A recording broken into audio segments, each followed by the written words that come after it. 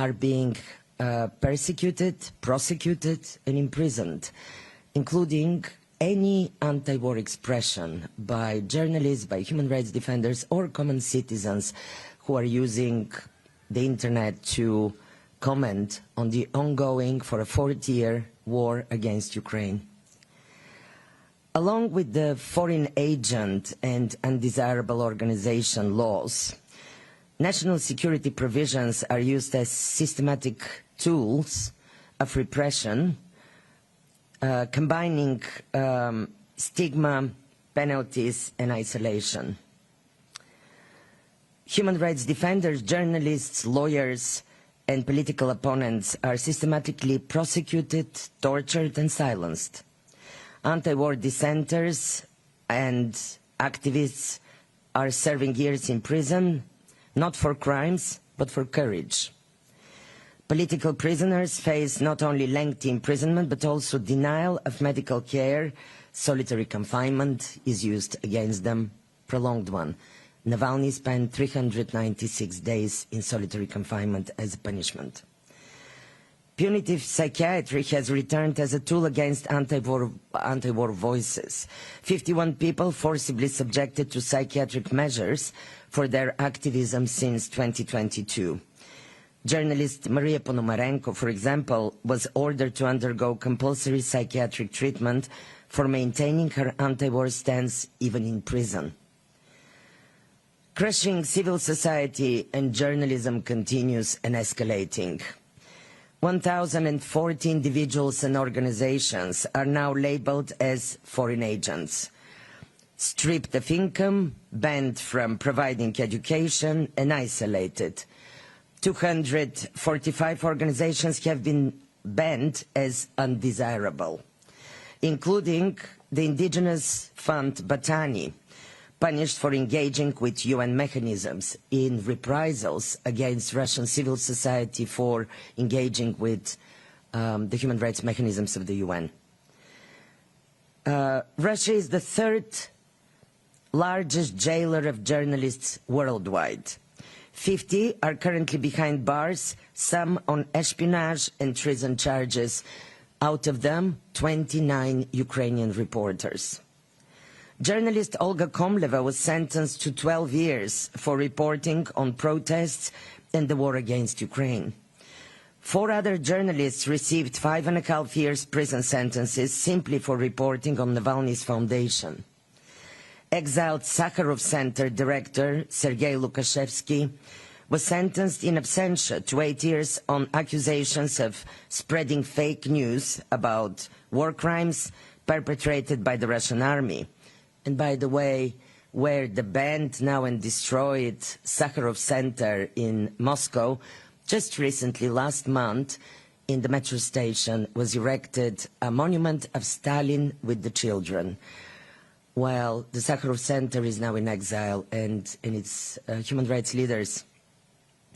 Historian Yuri Dmitriev is serving 15 years while denied cancer treatment in detention, his health rapidly deteriorating, and this is the person who exposed one of the mass graves of the Stalinist repression, and then he received 15 years imprisonment for that. Because now the historical memory is being attacked by the government while distorting the historical truth about Stalinist and Soviet-era crimes, rewriting history. Extremism, terrorism-related charges, and nationalism is weaponized.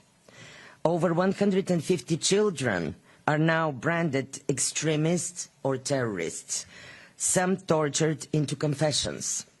Human rights defender Sergei Davidis was sentenced in absentia on accusations of justifying terrorism, following memorial recognizing detained Ukrainian Azov battalion members as political prisoners, just as a punishment. 85-year-old human rights defender Mark Cooperman was convicted of accusations of inciting terrorism and fined 500,000 rubles for his anti-war views and human rights work. He was facing more than 20 years imprisonment. Thank God for the publicity we gave to this case put the spotlight, he was just fined. An old human rights defender of the Soviet era, who is also who has a disability, and nevertheless, he's 85. He was facing 20 years and over imprisonment. Extremism laws are applied to Navalny's supporters, lawyers, and even journalists covering his work, even people who went to his funeral. LGBT people are criminalized under extremism designations. In 2024 alone, 13 cases were opened, and in 25 publishing houses were raided over LGBT-themed books. This includes the removal of art books and literature that reference LGBT experiences, including books by prominent, I would say, world writers Susan Sontag and Olivia Lang. They're banned. State-sponsored nationalism fuels discrimination and violence against women, LGBT communities, indigenous peoples, migrants, and minorities. And now, counter-terrorism and extremism laws are abused to punish speech, not danger. Former Deputy Alexei Gorinov's sentence for justifying terrorism was upheld in 25 for condemning the killing of Ukrainian children. Novelist Boris Akunin, who is present with us today in Geneva, and you will hear from several of these people at the special side event. Poland and Benelux and 39 other member states are holding at 1 o'clock, between 1 and 3 today at room 11. So Boris Akunin will be there, along with Nobel Prize laureate for literature, writer Svetlana Alexievich, whose books are banned from the school curriculum in Russia, and 2 journalists. One is Russian, Alsu Kurmasheva, who spent 9 months in detention. She was only released last August in the unprecedented prisoner swap. And a Ukrainian journalist from Radio Free Europe from occupied Crimea, who spent 4 years in prison on fabricated charges of espionage after being tortured to confess. He's also here with us today, and this event will be kindly moderated by the BBC Geneva correspondent Imogen Folks. So please come. It's open to journalists. Lawyers defending opposition figures are themselves prosecuted and imprisoned. 3 of Navalny's lawyers were sentenced on extremism-related charges in January 2025. Kaliningrad lawyer Maria Bonsler was detained on spurious charges of confidential cooperation with an enemy state, with a foreign state, facing up to 8 years in prison simply for defending politically targeted clients. The Russian ministry, and now about the war and the aggression abroad. As you know, I have always, from the very beginning of this mandate, stressed that there is inseparable link between the repression inside Russia and the aggression abroad, the ongoing war against Ukraine. These are 2 processes that are intimately connected. The Russian Ministry of Defense has enlisted foreign nationals now to fight in Ukraine, including trafficked persons from Nepal and Sri Lanka into the Russian army, coercing them into signing contracts through torture and threats to their lives and to their families. Following the legislative amendments in 2024, criminal suspects, accused persons and convicts, convicted prisoners, can have their sentences commuted or prosecutions dropped if they sign military contracts to fight in the war against Ukraine. In September 24, for example, a cannibal convicted to 25 years imprisonment was freed after fighting in the war against Ukraine and exonerated. Over 1,600, but maybe many more thousands, we don't know, Ukrainian civilians remain detained by Russian forces, majority of them deported to the Russian Federation and kept incommunicado in Russian prisons, with testimonies of torture, rape and killings in custody. Ukrainian detainees are being starved, tortured with electric shocks, raped and even tortured by doctors and medical personnel. At least 206 Ukrainian prisoners of war have died in Russian captivity, their bodies showing signs of torture.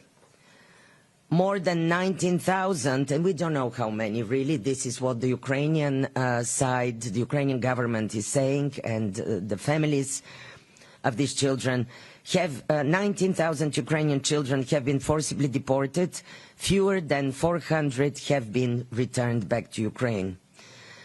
And now one of the kind of difficult to document, but the newest finding in this report, doctors and medical staff, Russian, have been directly involved or complicit in torture of Ukrainian detainees.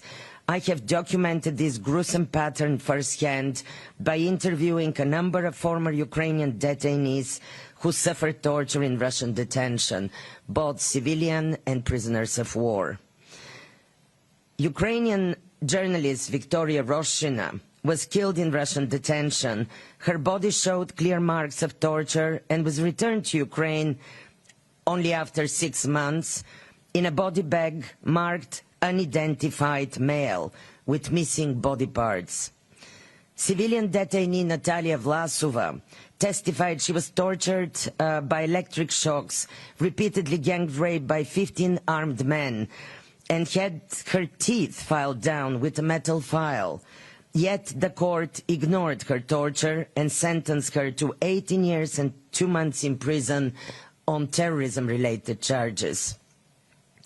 Irina Danilovich, another Ukrainian civilian detainee, a medical professional and a journalist, a citizen journalist, abducted in 2022 from Crimea, occupied Crimea, is now in prison for 7 years, denied medical care despite severe pain and risk of long-term harm. And these civilian detainees, women and men, are rarely returned through the prisoners of war exchanges between Russia and Ukraine. Very limited amount of them have ever returned because there is no mechanism for that. And now call for action. I will be calling today to the member states, of course to the Russian Federation, but also to the member states of the international community. It's clear that justice inside Russia is unattainable. Perpetrators enjoy total impunity.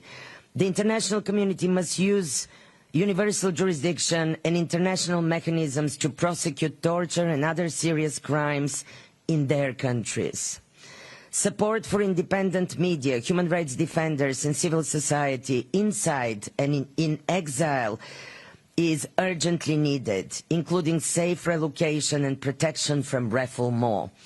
Recently, 50 Russian asylum seekers from the United States were deported back to Moscow. They were awaited by the security services, many of them tortured, questioned, and then they're all in detention.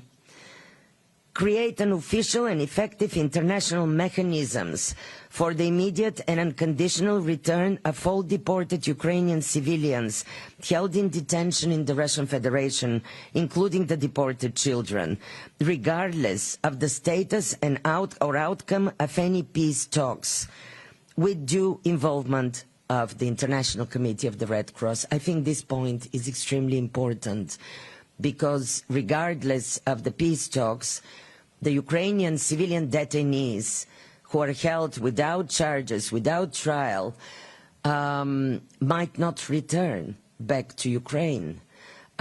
Similarly, all Russian political prisoners have to be released. And the Ukrainian and Russian civil society, as you probably know, unprecedentedly are running already, I think, for the whole year in 2025, a joint campaign called People First. And they will be advocating at a close briefing for member states again on the 24th, together, the Russian Memorial and the Ukrainian Center for Civil Liberties. They will be advocating for both the release of the Ukrainian civilian detainees, but also the release of the Russian political prisoners who are in prison for the only crime of voicing their opposition against the war against Ukraine. I'm sorry it might be longer, but at least I outlined to you the main points of the report. I hope you have the report in front of you. I'm ready for your questions. Thank you. Thank you. The Special Rapporteur will now take questions. We'll start with the journalists in the room, and then we'll move on to those online. Please state your name and organization before asking a question. Yeah. Thank you. Nina Larson with AFP. Thanks for this briefing. I have two questions for you. I wanted to ask you about the medical personnel who are taking part and condoning torture, according to your report. So this is a new phenomenon that you discovered with this report, and I'm wondering if you see it increasing, and also if it is impacting Russians in addition to Ukrainian prisoners of war, or if you've only seen it impacting Ukrainians. Sorry, and then the second issue I wanted to ask you about was whether you've seen a shift in rights abuses in Russia since Putin was invited to Alaska and also to Beijing. We've seen significantly increase in attacks on Ukraine and also incursions into neighboring countries. Is it also translating into a more brazen approach at home? Thank you. More brazen approach when it comes to rights abuses in Russia. Right. Page 20 of my report is outlining just a few examples of the individual cases of Ukrainians who were tortured by doctors, or they witnessed how torture happened to other detainees by doctors, by nurses, by medical personnel. You know, it is a new phenomenon in a sense that there was a hearsay that doctors have been involved, nurses and medical personnel was present, but there was no real facts and findings. And I put a lot of effort in this in order to find the individuals that would testify to me and my team about what happened to them. And then I put a lot of effort to find more testimonies already existing because a volume is needed as well. I wanted to see whether this is widespread and systematic. And in some prison colonies, which I'm giving as an example, Mordovia is one of them, in Republic of Mordovia in Russia, but others as well, because Ukrainian prisoners of war have been returning through the prisoner exchanges en masse, I mean, in bigger quantity. There are at least 50 testimonies, but there are many more, speaking about the same experiencing of torture and witnessing of a particular medical doctor, which the detainees called Dr. Evil. He's not a doctor. He's actually kind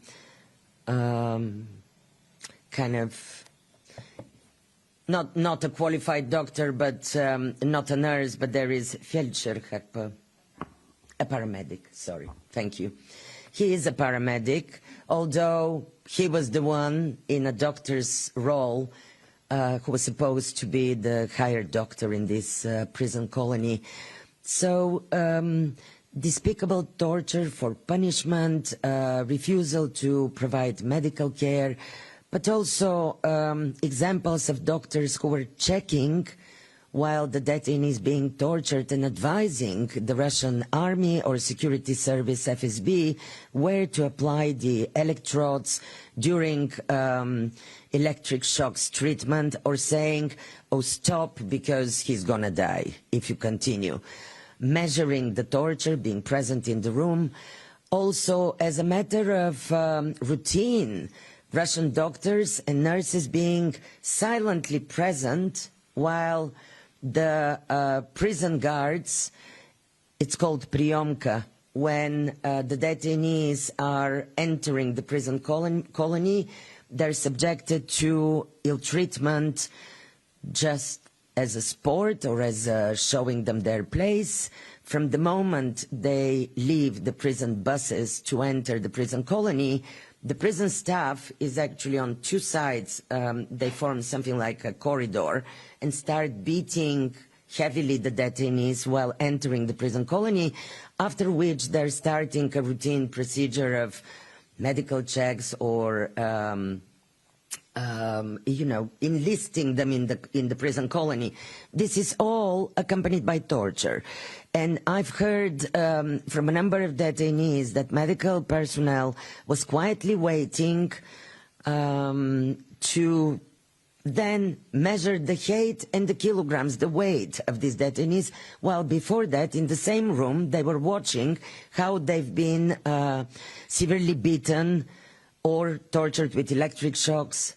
So the complicity, on one hand, by being silent witnesses of the doctors and medical personnel, but not only that, their direct involvement in torturing detainees is what's absolutely new for me. And one of the most striking examples, I spoke to this guy. He's still in hospital facing, I don't know, third operation, I think. This is Andrei Pereviezev. This is a Ukrainian man from the east of Ukraine, born in Kharkov, in a small village outside Kharkov. And as you know, this is the bordering with Russia region. I asked him, do you speak Ukrainian? How would you like to speak? I don't speak Ukrainian, but during the interview he said, I don't speak Ukrainian that well. We all speak Russian because we're, from Kharkiv region. This man was called in to the Ukrainian army. He went to fight in the war to defend their country. He was, wounded, and this is the way he was taken prisoner of war. And then a Russian doctor who actually was sent visiting temporarily. He had his stint from Moscow. So a sophisticated doctor from a capital of Russia hospital started operating on him, not immediately. They waited for about, 32 hours. First interrogated him, tortured him with electric shocks. Another medical personnel was present while he was tortured. And then the doctor had to operate to keep his life. He did a good job. The surgery was perfect. But when the guy woke up, he saw that there is extra bandages on his stomach. And this Russian doctor has burned with a medical tool, "Victory, Glory to Russia," on his stomach. And I have these pictures, and he showed it to us during the interview. And the letter Z, letter Z, which is now metaphorical in Russia for support of the military operation. Why did he have to do that? But he did the surgery well. He did his medical job well, and then he did that. On helpless man who was under anesthesia. This is one very striking for me example of such brutality, almost like schizophrenic. They do their medical job or they measure the height and the weight of the people, but it doesn't matter. They're tortured. They silently watch or they participate. Yes, I wanted to expose that, and it is in my report now, for the first time.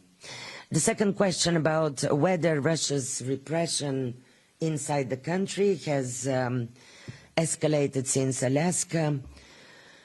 I mean, from what I can see, there was from news that there was even worse drone and bombardment attacks to Ukraine since Alaska. What I can see, of course, as anybody else, is the one day ago the Russian planes in Lithuanian space or Russian drones heading for Warsaw. I mean, in terms of the repression inside the country against human rights defenders or journalists, it's already so high. It's already so high and so brutal that I don't think in several weeks it has dramatically increased. I mean, it's like almost like business as usual. Every day we receive information about another journalist or writer or activist or just a common citizen who is commenting on Bucha or commenting on war crimes by Russia in Ukraine on social media, who are being prosecuted. But also now they have invented a new tool, and this is what my second thematic report in the General Assembly is about. It will be a zoom in. It also contained it in this report, but I'll be zooming in for the General Assembly on the issue of the abuse of national security legislation, treason, espionage, confidential cooperation, and public safety legislation like terrorism, counter-terrorism, counter-extremism legislation. All of these laws that exist in many countries of the world and have to actually go after real terrorists and extremists and treason, espionage, spies, they're instrumentalized to silence dissent and particularly anti-war expression in Russia. So actually it's a conveyor belt, you see. LGBT people sentenced for being extremists, indigenous organizations, national minority. The Supreme Court of Russia pronounced one after another the LGBT movement, whatever that is, as extremist, and the so-called separatist movement with its 172 affiliates, first as extremists, and then they put them in the list, 172 organizations on the list of terrorists, which carries all the prosecution of heavy sentences for terrorism up to 20-25 years or life imprisonment. So, you know, I don't think in several weeks I could measure the pulse of after Alaska something dramatically changed. I think it dramatically changes every day. I mean, it's really, I'm shocked because I thought, well, now they demolished, they dismantled the civil society, torture as usual, impunity as usual. Where else could you go from here? Clearly, they haven't reached the rock bottom yet in the repression at home and the imaginative tools on the occupied territories and during the war against Ukraine, against civilians and, you know, POWs. Thank you, Special Rapporteur. Is there another question in the room? Otherwise, we'll move to those online. Thank you. Laurent? Yeah, thank you for the press conference, Laurent Siro, Swiss News Agency. I'd like to jump on what you said about the recent dozens of deportations from Russian opponents and human rights defenders from the US.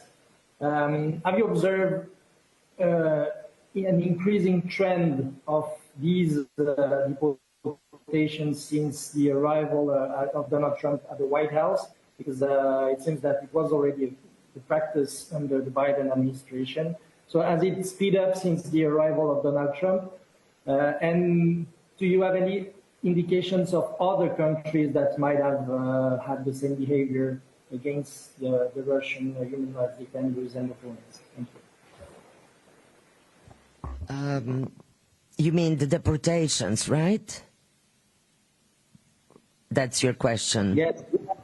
Exactly. The trend of deportations in your... From third countries of Russian opponents to Russia. Mm-hmm. Yes, I haven't been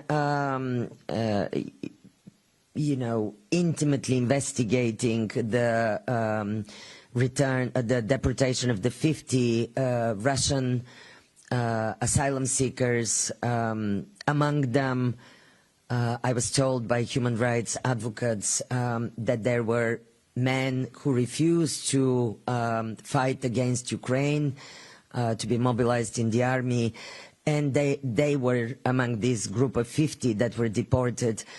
I know because I was in the United States and I met with Russian indigenous activists as well. I met with Russian human rights defenders that now have formed their organizations in exile, and they're working there.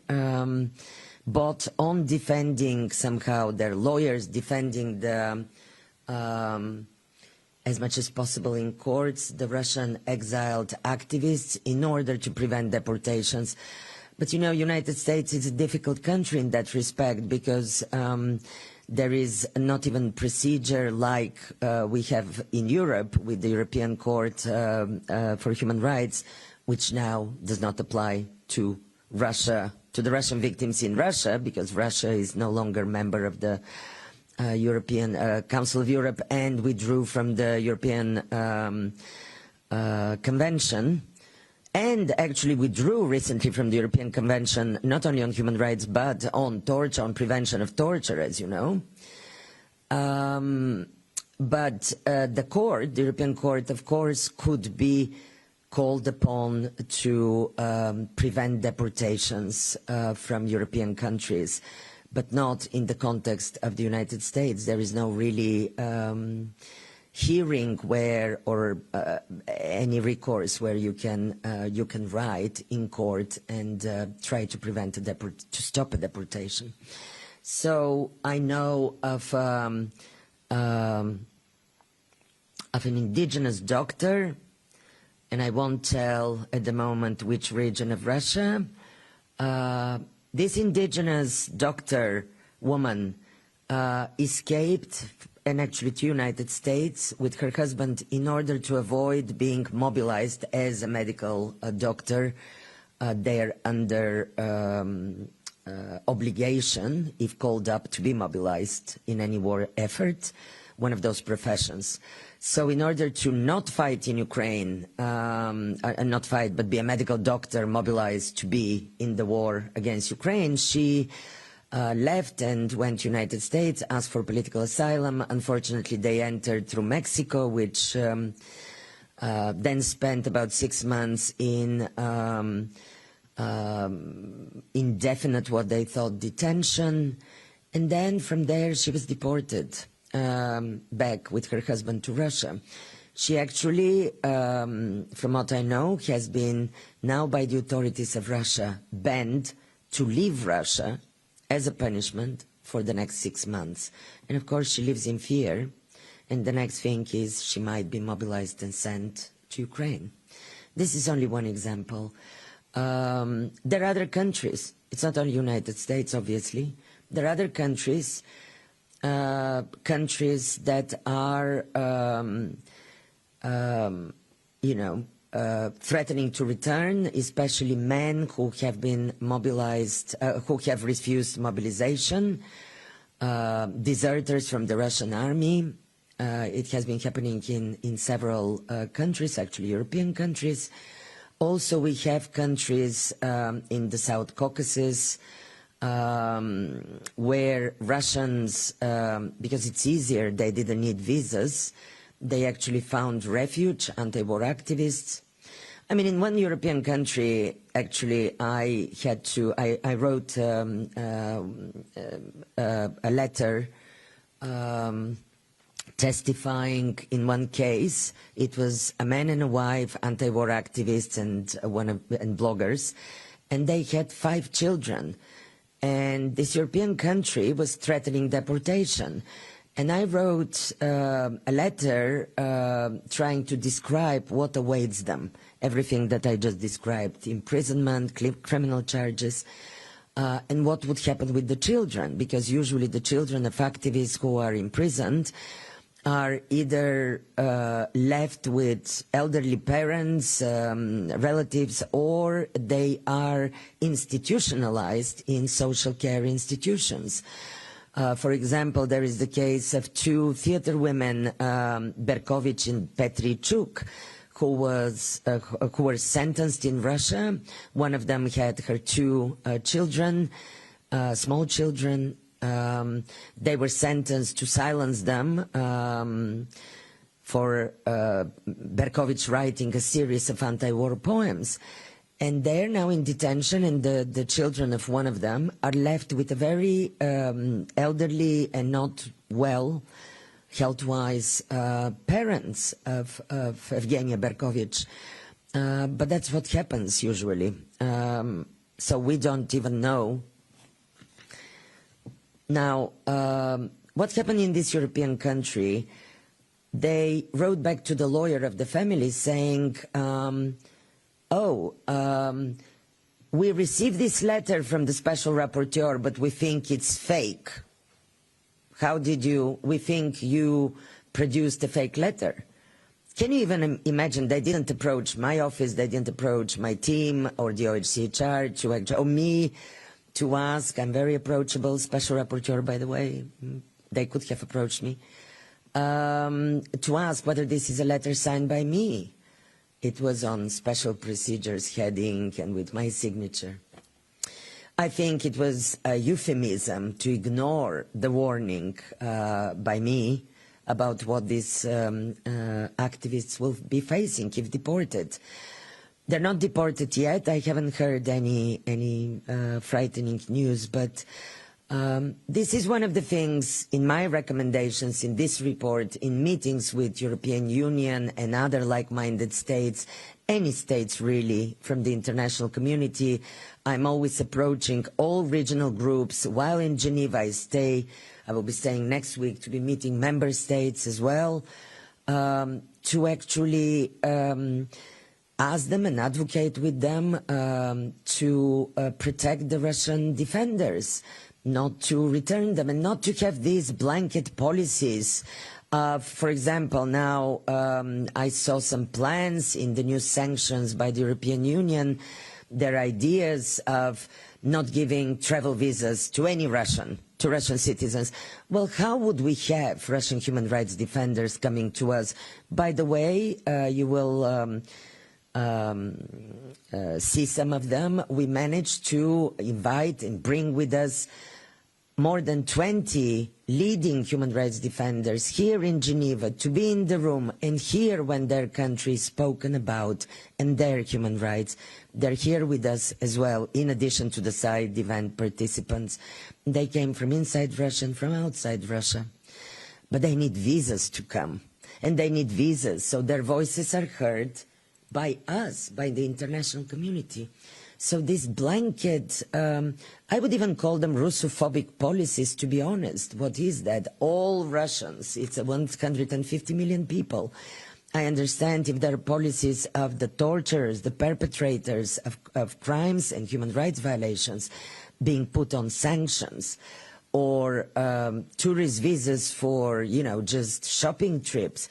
But there should be an exception for the dissidents, the human rights defenders, and under no circumstances be returning Russian asylum seekers back to Russia in violation of the non-refoulement principle. Thank you. Thank you. Next question, please. Hey there, thank you very much for this briefing. It's Olivia Lepoidevin from Reuters here. You were speaking there about punitive psychiatry returning as a tool against anti-war voices. I was just wondering if you could just give a bit of explanation about what these coercive forms of psychiatry are and what they entail. And secondly, you mentioned there that some people had been punished for engaging with UN human rights mechanisms. And I was just wondering if you could kindly give some more details on that. Thank you very much. Yes, thank you. I will actually start with your second question. Now, this is page 27 of my report, if you have it in front of you. I have been observing this in all my reports, already third to the Human Rights Council, reprisals, the use of reprisals and intimidation by the Russian government against Russian human rights defenders for collaborating or participating, collaborating with human rights mechanisms, or participating in UN meetings, or petitioning UN human rights mechanisms. So here, one of the ways of doing that, and I have documented it in my previous report last year as well, is first, I mean, the way it works is the Russian government is trying to prevent Russian human rights organizations having ECOSOC status, accreditation. They're trying to strip them from this ECOSOC status. And the way it works, these NGOs are first closed down by a decision of a court in Russia. They are branded as a foreign agent organization, and then the authorities are writing to the UN Accreditation Committee, granting the ECOSOC status, to say this organization does not have a legal entity in Russia, so therefore they cannot have ECOSOC status and representation at the UN. So this has happened repeatedly with Russian NGOs, and as it happened, these organizations, and you know it's a very difficult process, it's government-driven, and the Russian authorities have been blocking in this accreditation the receipt, even the granting of such accreditation by ECOSOC for many organizations, along with other governments for their civil societies, but I could speak about the Russians. And so as it happened, these organizations are, some of them, indigenous peoples' organizations who got ECOSOC status, or they are regional, from the regions of Russia, human rights organizations. Others are not even receiving, others are waiting, Russian NGOs. I know the Moscow-Helsinki group, for example, has been waiting already for several years, along with others. So this is one of the ways. Then, for example, again, an indigenous organization, Batani Foundation, which is now working in exile. Its leader, Pavel Sulindziga, who was also a former colleague in the indigenous, how is it called? It's also a special procedure, the indigenous, the special, no, not the special rapporteur. It's a body, it's a mechanism. It's, yes, it's a group of experts. Sorry, excuse me for forgetting. They are a special procedure. The permanent forum is in New York. It actually exists. Anyway, you can easily check that. He was a member of these indigenous issues. I think it's like working group or expert group. MRIP, right. Experts mechanism on indigenous persons' issues, people's issues. But Pavel Sulindziga is the head of Batani Foundation, for example, he's based in the US, and at their invitation I went to support them during the Indigenous Forum, which the UN is staging, is organizing every year with indigenous leaders from around the world. The Russian indigenous opposition, anti-war, human rights leaders were taking very active part, speaking at this forum in New York. And as a result, his organization has been branded undesirable by the Russian authorities immediately after that. and which, of course, they're trying in a reprisal to, in the qualification of branding the organization undesirable, the Russian authorities wrote for spreading lies and propaganda at UN forums. So it's directly related. There are other ways, you know, for example, an organization, it's in my report, which is dealing with torture in Siberia, in Irkutsk. Their leader has been questioned by the FSB, by the security services, then detained for a day, then released. But interestingly, testimonies of torture victims have been confiscated by the authorities against his will. And he's one of the recipients of the UN Torture Fund, the voluntary fund for support of the victims of torture. This is how he exists, on small grants, which are granted by the UN to this organization to work in prisons in Siberia, work with torture victims. So this, in a way, and they also confiscated his reports, which are internal, written to the UN Voluntary Fund for the torture, for victims of torture. So yes, there are a variety of ways of doing it, the reprisals. I have spoken also to the Assistant Secretary General, who is also the head of the OHCHR office in New York. She is the UN official in charge of taking up the issue. You know, the Secretary General publishes a report on reprisals and intimidation against for cooperation with the UN. Every year we are in touch, my team is in touch, I'm in touch also with them. So we could all know and monitor the level at which the Russian civil society is under reprisals for communication with us. There was a second question, I believe. Yes, about punitive psychiatry. What was the question? Yes, it's returning steadily, and actually it's returning since the full-scale invasion. By returning, you know, it's the old Soviet tool of getting dissidents, in this case anti-war activists, also journalists, being how it works. They're detained. I mean, for example, very striking example is of one indigenous shaman. He's a shaman. He's indigenous religious figure who actually started walking to Moscow before the war started against Ukraine.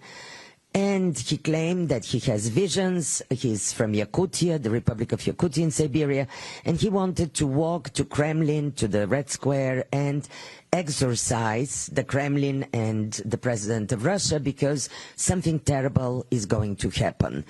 Of course, he had a lot of following on the way, walking. That was his way in various cities, and of course he was detained. And then put in forced psychiatric treatment. By the way, the terrible thing that happened shortly after was the war against Ukraine and the full-scale invasion. I don't know. I haven't met the shaman, but once he's released one day, I would very much want to talk to him about his visions for the future. He was put under a strict psychiatric, it's like prison-like conditions in a psychiatric hospital, mandatory, decided by a court decision, and then this could be an indefinite psychiatric detention because the doctors are testifying, but the court could decide that he could be kept indefinitely. And this is a case, he's still in psychiatric treatment. I think the little victory of his lawyers was that they managed, and also the publicity. I include the shaman in every report. I hope the UN editors haven't cut him from this one, because I want him to be really to stay with us. and this publicity to be about him. I think the little victory this year was that he was moved from the strict psychiatric detention to a less strict, but he still continues to be banned. And there are many others. Maria Ponomarenko, a journalist, only writing because she wrote about the war against Ukraine. She's in detention, she's been imprisoned, she was sent in a faraway colony in the far east of Russia, and she tried to commit suicide actually in 1 week because she's put in torturous conditions of detention in punishment cells. But before that, she's been forced into psychiatric treatment for her opposition against the war, even from prison. So I had the numbers. I think in the beginning in 22 there were, I believe, between 50 and 80 anti-war activists.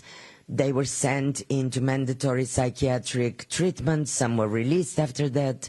It's a tool. It's also used against environmental activists, by the way, in Russia, because the environmental activists are also facing the private businesses, and there is nothing like a private business in Russia from the oil companies. These are companies very connected to the high level of power, but they have been also brutalized, both by private actors and by the police, and forced into psychiatric examinations or detention.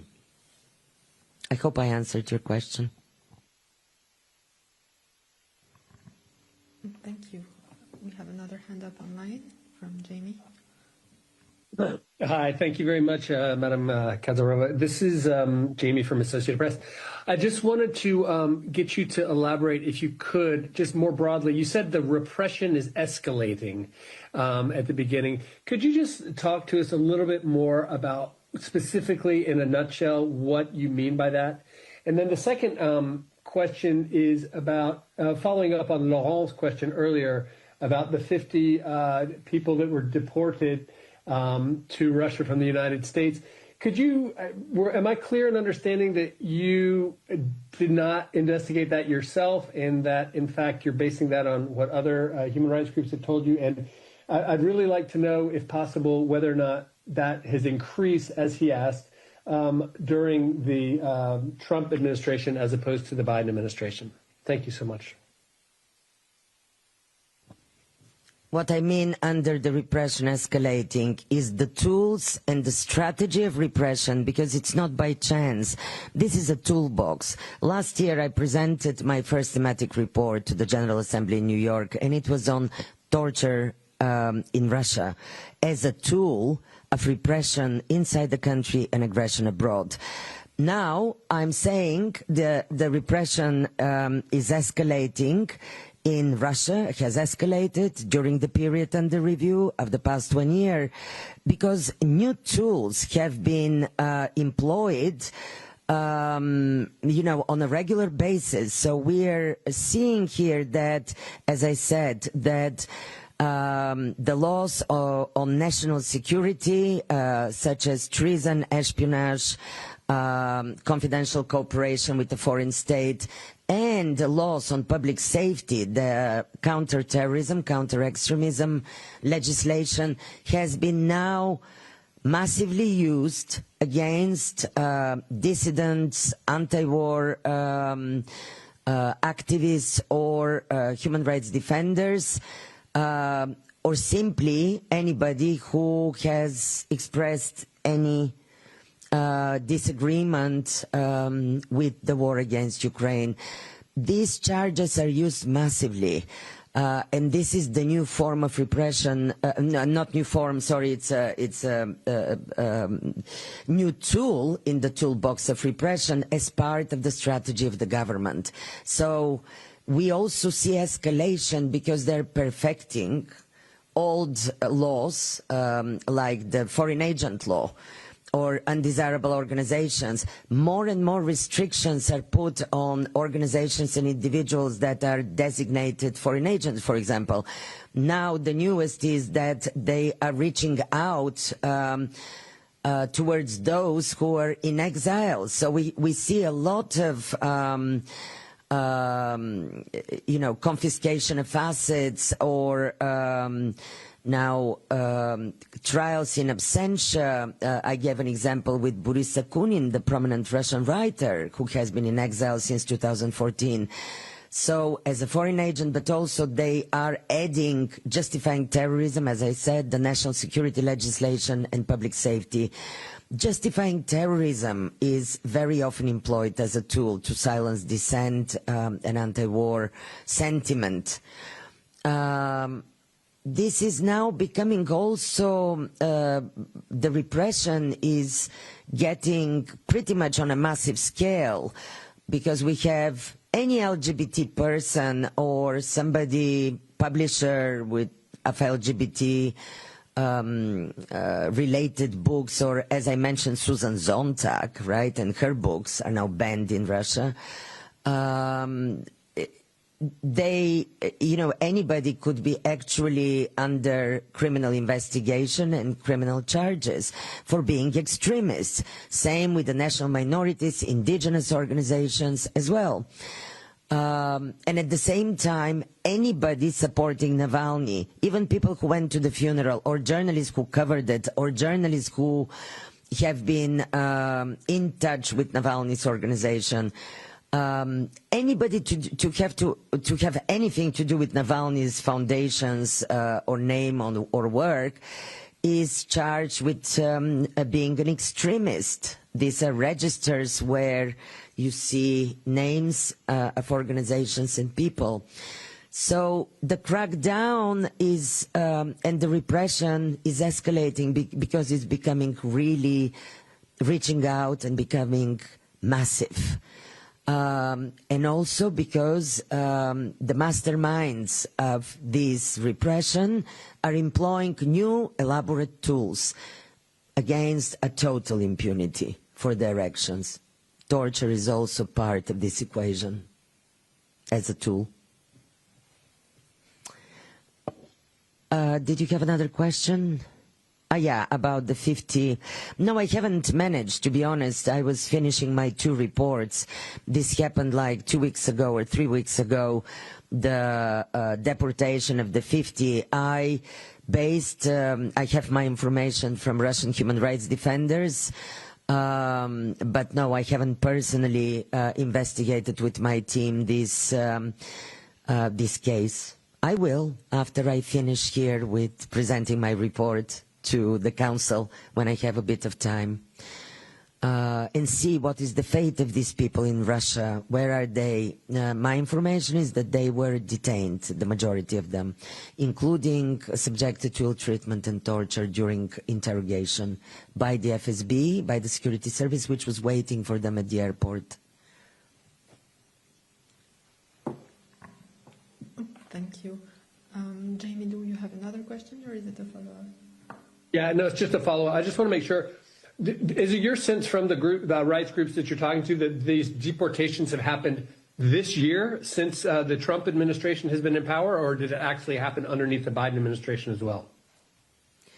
I haven't followed up the U.S. deportations. That's not my mandate, to be following intimately what's happening in each member state of the United Nations that are deporting Russian human rights defenders or anti-war activists or asylum seekers. But I shared with you what I know at the moment. And yes, I would, from my information when I was visiting United States, I was told that the indefinite immigration detention started before the current administration in the U.S. It started with the old government of the United States. There is an indefinite detention. And many Russian activists and anti-war activists and asylum seekers, human rights defenders, who out of the dream of going to United States as the beacon of democracy, as they tell me, they went there to seek refuge, and many of them are in this indefinite immigration detention. I saw indigenous activists, as I said, They cried. I remember crying and telling me they even, after 6 months or more spending at the border with Mexico in this indefinite detention, they felt so lucky and so guilty because they were suddenly released without any explanation. But they're still awaiting asylum, procedures. They still don't have their status. They were just released.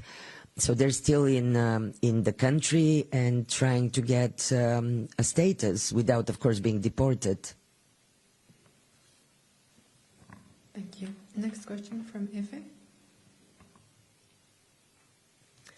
Hello, good morning.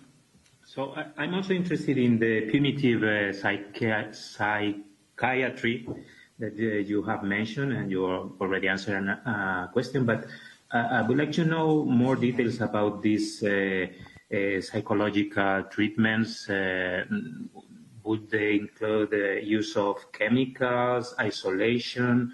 I also would know your opinion. Do you think they may be considered torture?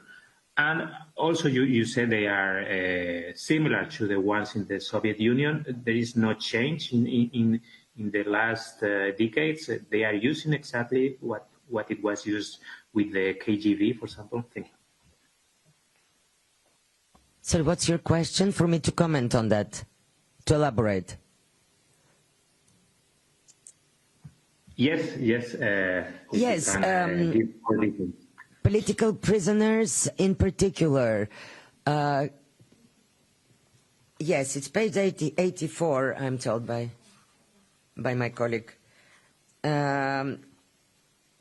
Paragraph 84, sorry, we don't have such length. Actually, our reports were cut this year by 10% because of the financial crisis. So you see a telegraphic style reporting on a huge country like Russia with a lot of human rights issues.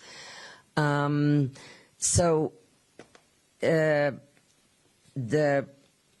one side is the forced psychiatric treatment and psychiatric detention, which is used against anti-war voices, activists.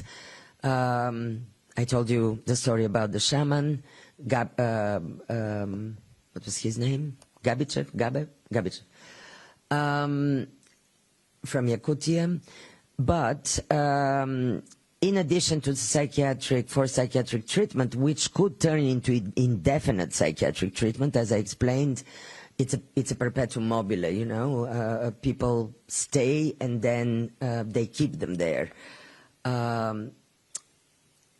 There is also the punishment cells, like SHIZO or PKT, these are their abbreviations in Russia. These are punishment cells. In essence, they're solitary confinement where political prisoners, I mentioned Navalny, who spent all in all 396 days in these solitary confinement punishment cells. The conditions there are dreadful. I have already long ago equated them to torture and ill treatment because they are, in essence, torture to the detainees. They don't have, of course, it's a solitary confinement, but then the whole condition of detention there are pretty destroying the health and the well-being of the detainees. Yes. I mean, look, these are various tools of the same strategy of repression. I mean, they're crushing the spirit of these political prisoners in detention. They, I saw with Navalny or with others for, not making their bed in time in the several minutes or seconds provided, you can receive a punishment cell conditions for 2 weeks. I mean, the very lawless way of even granting or deciding without checks and balances on this punishment within the prison colonies. You remember Vladimir Kara-Murza, who was released last year because of the miraculous prisoner swap. He was in prison for 25 years imprisonment for 5 articles against the war against Ukraine. and his health deteriorated to such an extent that his legs were completely, getting paralyzed in detention, and nevertheless he was put in prison, in punishment cells, and also not all of them not really awarded adequate medical care. They should be seen by specialist civilian doctors. This is not allowed by the prison authorities. Yeah, I hope I answered your question. We need to run because we have an event. Our side of event is starting at 1 o'clock. Unless there is a very burning question, I'm also available after the side event and after my interactive dialogue is put at 3 o'clock. So I will run from room 11 to the interactive dialogue, but I will be at the UN at 4:30 as well. Or if you catch me in the middle, running between the side event and the podium. But if there are no burning questions at the moment, I really thank you so much. And it's so important to speak about this through you, through the media of the world, because the Russian media, as a result of the government, is now silenced. And somehow to the Russian people, we need to bring the message that they're not alone, that this repression is known, and their suffering is known, and their courage is known by us, and we're in solidarity, and that we will continue, I will continue through my mandate to demand from the Russian authorities to rescind all these repressive laws and release the political prisoners and stop the repression at home and release the Ukrainian civilian detainees, bring the torturers to justice. So I regret that the Russian authorities yet again are not engaging with my mandate, and recently on 9th of September the Ministry of Foreign Affairs published a statement. You can see it, there is an English version as well, stating that my mandate will be yet again voted this at the Human Rights Council, but they absolutely do not support it, do not recognize it, and no communication with me and the Russian mandate is possible, which is very unfortunate and regrettable. I welcome and I still continue to wait for us to engage with the Russian authorities in a meaningful and constructive dialogue. This is the only way forward for their people and for the future of their people and for the justice for the victims of violations in their own country. Thank you. Can we take just one more question? Yeah. Thank you. Very quickly. Yes. Yeah, again, also, I think it's going to be a quick one. Last week, Navalny's widow said that he died in detention because he was poisoned there. Do you have any indication on that? Thank you. I saw it like you saw it. I pretty much, it's very likely is that way because although the Russian authorities didn't give the family the body of Navalny, even to the mother, for a long time, I believe there was a way of Yulia Navalny, his family, to take some biological material. I think, I don't know exactly what, probably some of his hair or nails, I'm not sure. However, I knew that this biological material was given for analysis in outside Russia, in other countries. Now she's claiming that this is these examinations are pointing to the fact that Navalny had been poisoned in detention. It's very possible. It's possible that Navalny was tortured to death. It's possible that Navalny's health deteriorated because of the punishment cells, the prolonged brutalities against him. As I said from the very beginning after his death, no matter how Navalny died in detention, the responsibility is on the Russian government, in the Russian authorities, and the fact that they did not allow independent investigation into the circumstances of Navalny's death, the fact that the prison authorities somehow on that day did not even have the special video cameras that each prison guard is supposed to have, they weren't working on that day, points to the fact that I pretty much could imagine is likely that he was poisoned in detention. I haven't looked into this. I haven't looked into which countries investigated and what are the findings of the experts. I'm not a forensic expert and I haven't been anywhere near Navalny. But if biological material was given and this is found out to be true, it's very likely. He was killed one way or another by the impunity of the Russian authorities against political prisoners, by the torturous conditions and by the pressure and by the arbitrary detention. An innocent man was imprisoned for his political opposition to the government, like many others in Russia at the moment. Thank you. Thank you, Ms. Katzarova. We will now close this press conference.